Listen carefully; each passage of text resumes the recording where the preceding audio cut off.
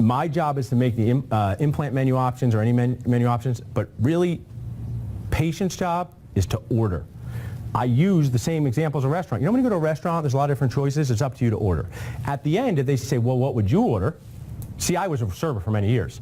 People get analysis paralysis over that. My wife is one of those people. She's awesome, but she will be like, look at 3 different options and just think about it till the server comes. Server comes, and she's like, 3 more minutes. I'm like, 3 more minutes? We've been here for 12 minutes. But I say that on the inside, right? You don't say it on the outside to your wife. You're like, as much time as you need.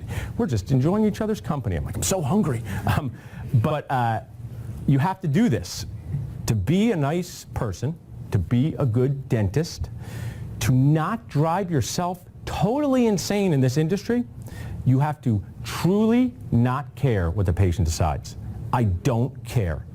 If someone came in like Mark tomorrow, or we'll be here tomorrow next week, and they're like, you're too expensive, Paul, I'll be like, no problem. It would not bother me. You cannot care what they decide. You have to give them the menu and let them decide. If they say to you, what would you order? Now they're giving you some responsibility. So I was at this nice restaurant in Princeton, and people say, well, what would you order? I always went with the paella, because you can never have paella, right? Paella is very unique, and you can't get it all the time. So I knew if people said, what would you get, Paul? I always went with paella, because I knew they would never be able to get it. It was the signature dish. Everybody liked it. However, if at the end the person's like, I don't like this paella, I'd be like, hey, you are a crazy person. You asked me what I would order. Same deal with dental treatment. You are there to help them. Dentists are people too. So my script for that is whoever's sitting in your chair, right? Have you ever heard anyone say, like, you should be like, if this was my mother, I would do this treatment? I don't say those things, right? Because it's way too dramatic.